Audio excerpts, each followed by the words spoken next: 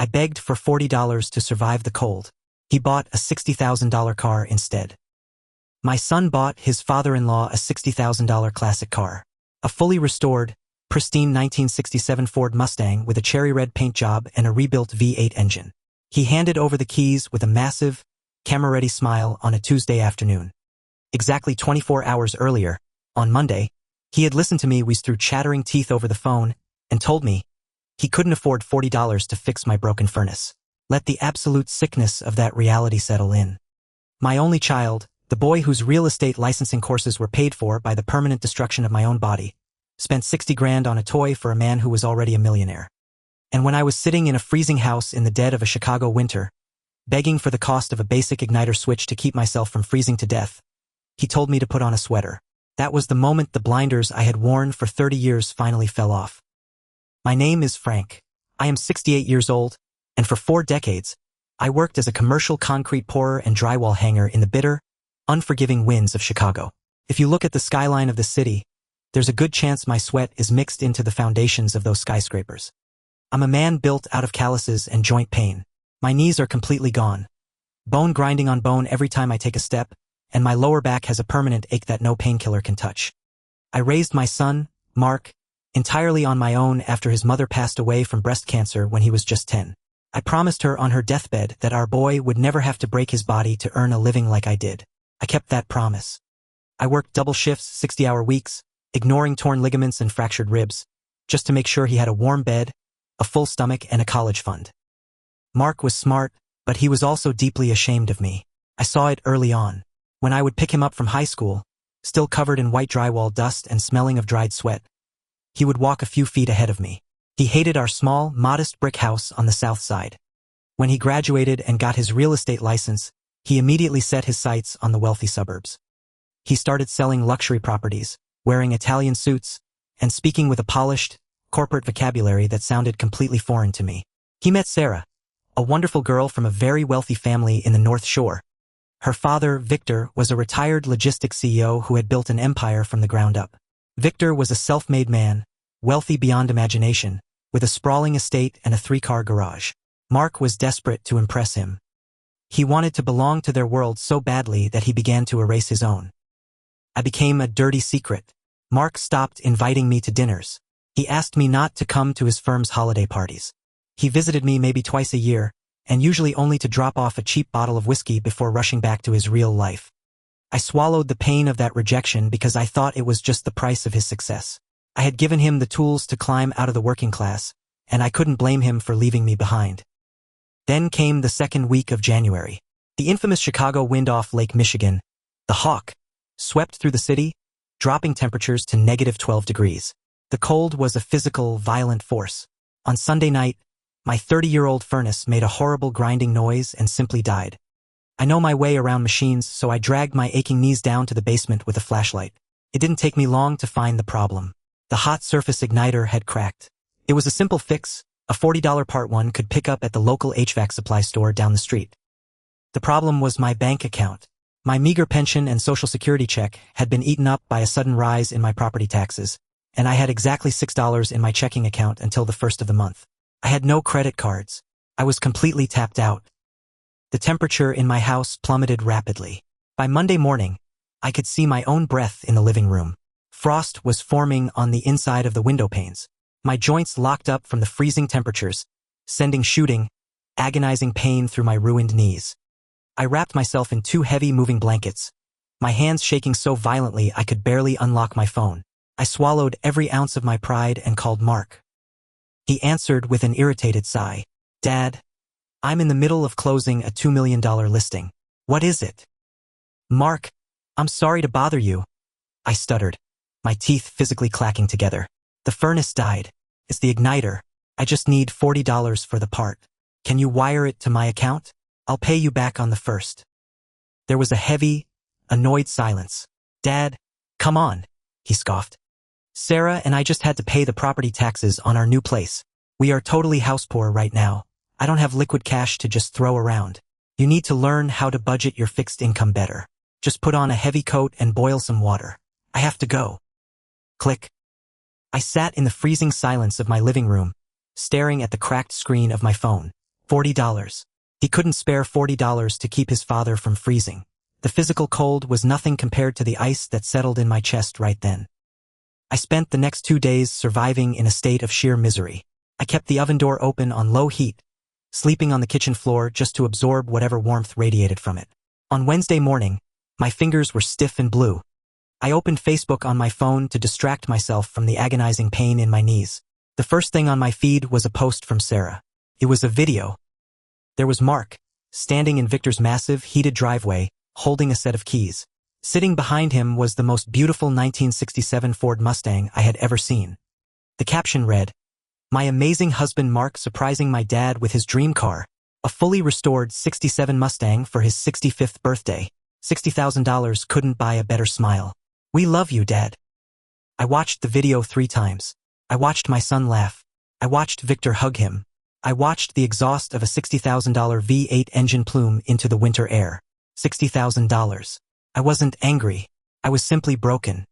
I closed my eyes, pulled the moving blanket tighter around my shivering shoulders, and prayed that I wouldn't wake up the next morning. But fate, it seems, has a profound sense of irony. Victor, as it turned out, was not just a wealthy snob. Before he was a CEO, he was a mechanic in his 20s. He genuinely loved cars. And when you get a new classic car, you don't just park it. You drive it. On Thursday afternoon, the sun finally came out, though the temperature was still hovering around 0. Victor took the Mustang out for a cruise to test the suspension. Now, Mark had always told Victor that I lived in a luxury retirement community in Florida, funded by a supposed fortune I made in construction contracting. Mark had woven a massive web of lies to make himself look like old money. But Victor, being a Chicago native, recognized the address on a piece of mail Mark had accidentally left in the glove box of the Mustang. It was my address, on the south side. Curious, and thinking he would just swing by to say hello to the man who raised his son-in-law, Victor pulled that loud, rumbling Mustang onto my snow-covered street. He parked outside my dilapidated brick house, immediately noticing the peeling paint and the sagging porch roof. When Victor knocked on the door, it took me 3 full minutes to get to it. My knees were completely frozen. When I opened the door, I was wearing 3 sweaters, a winter coat, and a beanie. My lips were blue. I was shivering so violently I had to lean against the doorframe to stay upright. Victor's cheerful smile instantly vanished. "Frank?" he asked, horrified.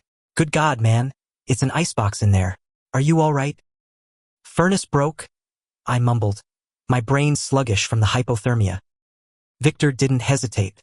He grabbed my arm, practically carried me down the front steps, and put me into the passenger seat of the Mustang. He cranked the heavy heater to the maximum. As the warm air blasted over my frozen face, I felt hot tears sliding down my cheeks. Victor sat in the driver's seat, staring at me in absolute shock. "Mark told me you were in Boca Raton," Victor said, his voice quiet but laced with an emerging fury. "He said you were wintering in Florida. I don't understand. Why didn't you call him? Why are you freezing in a broken-down house?" I was too tired to lie for my son anymore. I told him everything. I told him about the phone call. I told him about the $40. I told him how I had ruined my body to pay for the suit Mark wore to Victor's house. Victor's hands gripped the leather steering wheel until his knuckles turned white. "He told me he couldn't afford a $40 part?" Victor whispered. "He handed me the keys to this car yesterday." "I know," I said softly. "I saw the video." Victor went silent. He got out of the car, walked into my freezing house, and came back 5 minutes later holding a stack of mail that had been piling up on my kitchen counter.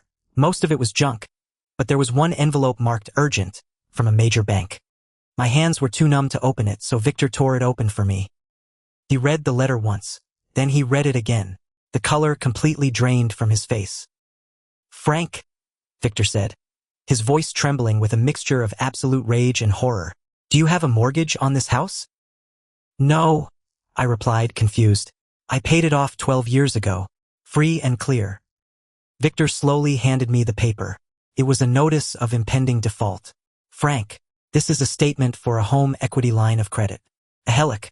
Someone took out an $80,000 loan against the equity of your home 6 months ago, and the payments haven't been made."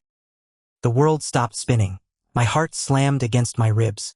I looked at the signature page attached to the notice. It was my name, but it wasn't my handwriting. It was a perfect forgery.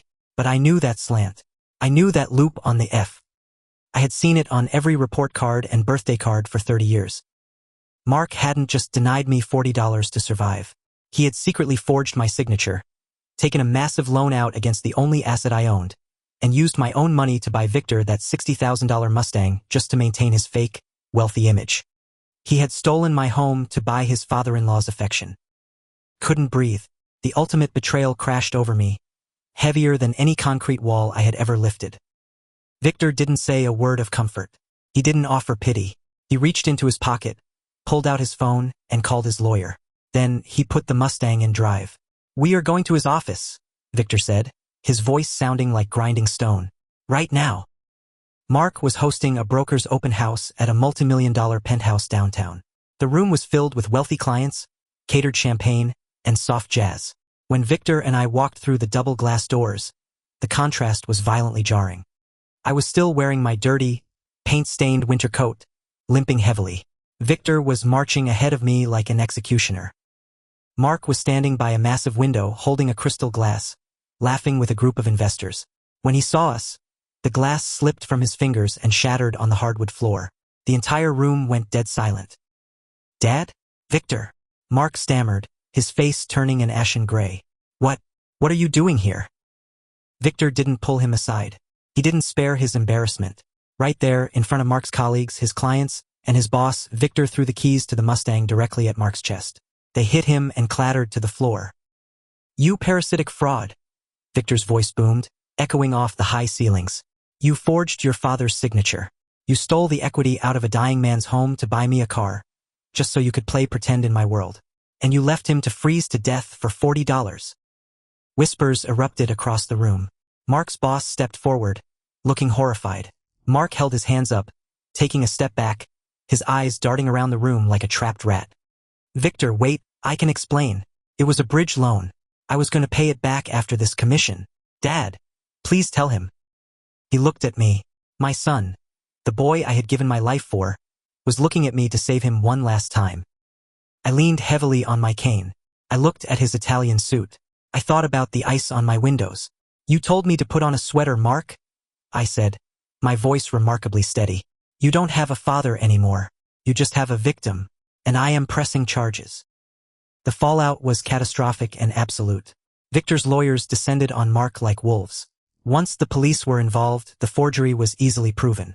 Mark's real estate firm fired him on the spot and reported him to the state licensing board, revoking his license permanently. Sarah, disgusted and devastated by the pathological lies, filed for divorce the very next morning, ensuring he didn't get a single dime of Victor's family money. To avoid a lengthy federal prison sentence for wire fraud and forgery, Mark was forced to liquidate every single asset he had: his 401k, his luxury watches, his leased cars to pay back the bank and clear the title to my house. He was left with absolutely nothing, living in a cheap motel on the outskirts of the city, working a minimum wage job. As for me, I didn't return to an empty, freezing house. Victor refused to let me. He hired a private HVAC crew to completely replace my entire heating system that very weekend. More than that, Victor and I became inseparable. Stripped of the toxic connection of my son, two old, hard-working Chicago men found a profound friendship. We spend our weekends in Victor's heated garage, drinking cheap beer, listening to classic rock, and tinkering under the hood of that 1967 Mustang, which Victor bought back from the dealership legally this time. My son thought I was a dirty secret he had to hide. He thought money was the only currency that mattered. But in the end, his greed exposed his true poverty, and his $60,000 lie bought me the only thing that actually mattered: real justice and a true family.